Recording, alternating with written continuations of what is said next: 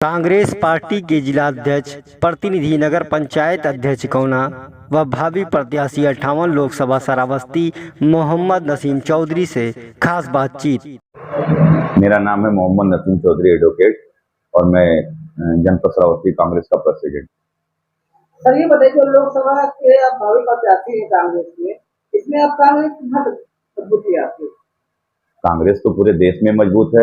Bharatiya Janata party के इस वक्त अगेंस्ट में अगर कोई दूसरे नंबर की पार्टी अगर माना जा रहा है भारत में, तो वो है राष्ट्रीय कांग्रेस पार्टी। तो उसमें मजबूती की तो कोई बात ही नहीं है। मजबूत तो ऑलरेडी पहले से ही है। देश पे न जाने कितने सालों तक कांग्रेस का यहाँ सत्ता पे विराजमान भी रही है। तो विपक्ष में आज कुछ मुद्दों को लेकर कुछ ऐसे भावनाओं को लोगों के बीच में पेश कर हिंदू मुसलमान के लड़ाकर भारतीय जनता पार्टी केवल 10 साल इस सत्ते में आई है।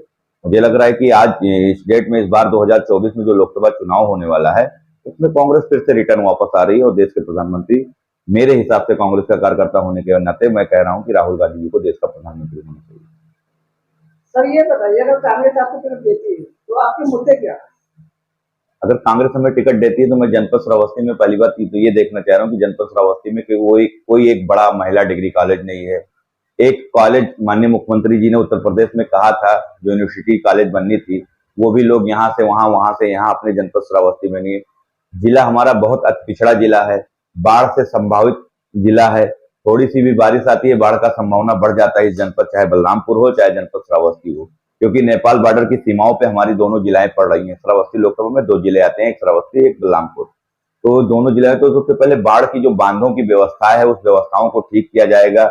कई जगह डिग्री कॉलेज तराई में भी स्थापित की जाएगी। एक यूनिवर्सिटी के लिए भी व्यवस्था की जाएगी। खेल की मैदान के लिए, बच्चों के लिए एक बड़ा स्टेडियम का व्यवस्था किया जाएगा, क्योंकि रेलवे लाइन जो भारतीय जनता पार्टी बार बार कह रही है कि जनपद श्रावस्ती और जनपद को रेलवे लाइन से जोड़ा जाएगा, आज तक नहीं जोड़ पाई है। अगर कांग्रेस हमें मौका देती है, हमको टिकट देती है, तो उसको रेलवे लाइन से जोड़ा जाएगा। भारतीय जनता पार्टी लगातार कह रही थी मैं एयरपोर्ट आज चालू करा दूंगा, श्रावस्ती कल चालू करा दूंगा, परसों कल चालू करूंगा। ये करीब 6 सालों से लगातार इनकी मंत्री, इनके विधायक और इनके सरकार के द्वारा ये सुनवाई दे रहा है, लेकिन आज तक चालू नहीं हुआ। तो वो प्रयास कराऊंगा कि जल्द से जल्द एयरपोर्ट चालू हो जाए, रेल लाइन बिछ जाए, और तमाम ऐसे छोटी बड़ी समस्याएं जो जनपद श्रावस्ती और जनपद बलरामपुर के लोगों के हैं, उन सभी समस्याओं को दूर किया जाएगा।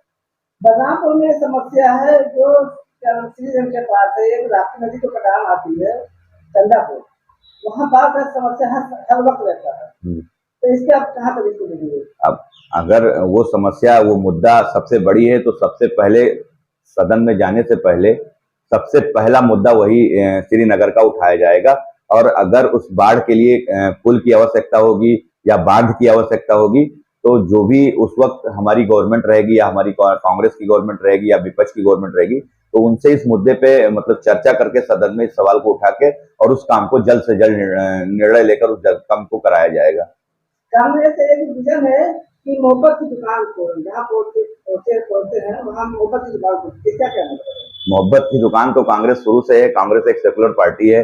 कांग्रेस सभी को हमेशा, अगर कांग्रेस को सत्ते में आना होता तो जिस तरह भारतीय जनता पार्टी हिंदुत्व का प्रचार करके या हिंदू मुसलमान को लड़ा के या जातीय समीकरण का कार्ड खेलना होता तो खोल देती।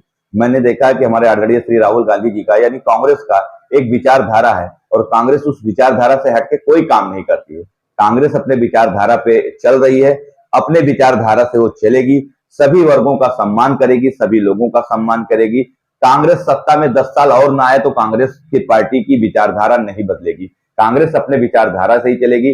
अब लोगों को एहसास होने लगा है पूरे देश में कि कांग्रेस ही देश की विकल्प है, और इस बार कांग्रेस को आना बहुत जरूरी है, क्योंकि महंगाई चरम सीमा पे है, किसान परेशान है, नौजवान परेशान है, जो रोज लोग हमारे डिग्रियां लेकर घूम रहे हैं, जो हमारे नौजवान भाई वो परेशान है। मतलब पूरे देश में कोई ऐसा व्यक्ति ना हो जो मध्यम वर्ग से लेकर और मिडिल क्लास और वीवीआईपी के लिए सारी लोग परेशान है। और मुझे लग रहा है कि यहाँ तक कि जो भारतीय जनता पार्टी में एमपी एमएलए हैं, वो भी परेशान है, लेकिन अब परेशानी अपनी दिखा नहीं सकते। सत्ते में मगरूम होने के कारण, सत्ते में रहने के लिए वो अपनी परेशानी को दिखा नहीं, लेकिन मुझे लग रहा है कि वो भी परेशान है। तो ऐसे में देश को अब कांग्रेस पार्टी की जरूरत है, और मुझे लग रहा है कि हवा चल चुकी है, जिसका आपने कर्नाटक, अरे क्या नाम है, जो अभी उसका हिमाचल का चुनाव हुआ है उसमें देखा है, और अभी कर्नाटक का चुनाव हुआ उसमें देखा है। तो मुझे लग रहा है कि हवा 3 राज्य में चुनाव फिर होने जा रहे, राजस्थान, मध्य प्रदेश, छत्तीसगढ़, इन तीनों राज्य में फिर से 2 राज्य में तो कांग्रेस है ही है, छत्तीसगढ़ में और राजस्थान में।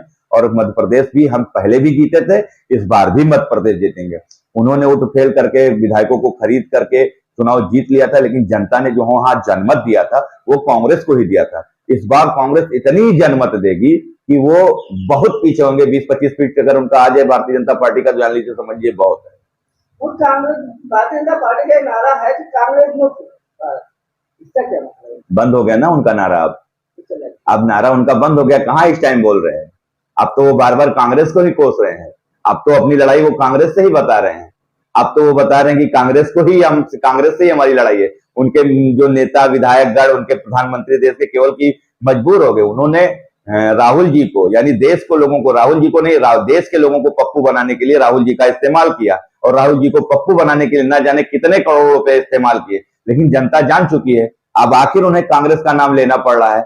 मीडिया को भी कांग्रेस को अब दिखाना पड़ रहा है। मीडिया भी दिखा रही कि पूरे देश में जो चुनाव हो भारतीय जनता वीएस कांग्रेस है। तो अब कहाँ रह गया, अब तो वो बंद कर दिए ना, अब तो वो कांग्रेस का ही नाम ले रहे हैं। एक मिशन और इनका चल रहा है, 9 साल बेमिसाल, उसमें कार्यकाल बता रहे हैं, इसके क्या समझेगा? मुझे लग रहा है कि भारतीय जनता पार्टी ने जो भी काम उन्होंने किया है वो केवल कागज पे काम है, धरातल पे कोई काम नहीं। एक भी व्यक्ति में, आप मीडिया कर्मी, मैं आपसे पूछना चाहता हूं कि आपको लग रहा है, और आपके चैनल के माध्यम से आरएसएस, बजरंग दल, शिवसेना, हिंदू विश्व परिषद और भारतीय जनता पार्टी के कार्यकर्ताओं से मैं पूछना चाहता हूं कि 9 साल के कार्य में कौन सा ऐसा कार्य भारतीय जनता पार्टी के लोगों ने कर दिया जिससे देश के हित में फायदा हुआ हो? 9 साल उनके हो चुके हैं। एक काम कोई आपके मीडिया के चैनल के माध्यम से अगर बताना चाहे बताए। मैंने 1-2 लोगों से ऐसे सवाल किया तो उन्होंने बताया कि राम मंदिर। हमने कहा राम मंदिर आपने नहीं बनाया है। राम मंदिर का जो निर्णय आया है वो सर्वोच्चतम न्यायालय, सुप्रीम कोर्ट का निर्णय है। जिस दिन आप ये कह देंगे कि ये राम मंदिर मैंने बनाया है, तो उसका जवाब ये भारत की जनता देगी। पूरी भारत की जनता अगर शांत प्रिय रही तो जो सर्वोच्च न्यायालय का जो निर्णय आया उस निर्णय पे वो शांत रही है। राम मंदिर उन्होंने नहीं बनाया, कोर्ट का आदेश था, सभी लोगों ने कोर्टों का सम्मान किया। और मैं सभी भारत के सभी देश नागरिकों को मैं बधाई देता हूं कि जो सुप्रीम कोर्ट का जो निर्णय आया उस निर्णय पे सभी लोगों ने मतलब मान्य किया। उन्होंने नहीं बनाया। उन्होंने बताया कि कोई जब आता है तो कहता है कि कश्मीर मेरे ज्ञान में धारा 370 हट गया। धारा 370 से मैं आपके चैनल के माध्यम से, मीडिया के माध्यम से कौन सा फायदा देश के हित में, देश के लोगों का फायदा हो गया? लोग अपने बगल की 1 फुट की जमीन नहीं ले पा रहे हैं। धारा 370 का मतलब हुआ कि हम जाके कश्मीर में जमीन, हम अपने बगल एक मध्यम परिवार का, एक किसान परिवार का, एक मिडिल क्लास का आदमी 1 फुट अपने बगल की जमीन नहीं ले पा रहा है। इस महंगाई में टमाटर नहीं खरीद पा रहा, टमाटर के लिए सीना पीट रहा है, सब्जी नहीं खा पा रहा है। और धारा 370 तुमने हटा के कश्मीर में जमीन खरीदने का प्रावधान कर दिया। उसमें कौन से एक मध्यम और गरीब परिवार का फायदा हो गया? या कश्मीर के लोग, मेरी जमीन है, अगर मैं नहीं बेचना चाहूंगा तो तुम क्या ले लोगे? जब कोई करती, उसमें कौन सा देश का हित का फायदा हो गया? मैं जानना चाहता हूं, बताएं। महंगाई इतनी चरम सीमा पे है, किसान परेशान है हर दिन। हाँ, ये जरूर हुआ है 9 सालों के बीच में कि लोकतंत्र खत्म हो रहा है, ये जरूर हुआ है।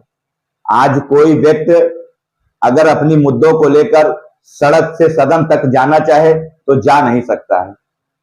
आज इस तरह लोगों को धमकाया जा रहा है, डराया जा रहा है, चाहे वो दलित हो, चाहे ओबीसी हो, चाहे माइनॉरिटी हो, कि अगर तुमने कहीं धरना प्रदर्शन या कहीं भी अपने हक की मांग की तो सीधा आपको काल कोठरी में दिखाया जाएगा। ये जरूर डराया जा रहा है कि अगर आपने कोई भी बातें की तो आपका घर बुलडोजर से गिराया जा रहा है। और आप जनपद श्रावस्ती में देख ही रहे हैं, आपको तो पता ही है, बलरामपुर के जिले की कई घटना आपको पता है। जिस घटने पे लोग उजागर करने के लिए प्रयास कर रहे हैं, उस घटना को तो ना कोई दिखा रहा है और ना उस घटना के पे लोगों के परिवार को न्याय दिला रहा है। बस ये है कि जो वो चाह रहे हैं जबरदस्ती वो हो रहा है। लोकतंत्र खतरे में है। मैं आपके मीडिया के माध्यम से जनता से अपील करना चाहता हूं कि इस बार लोकतंत्र को बचा लीजिए।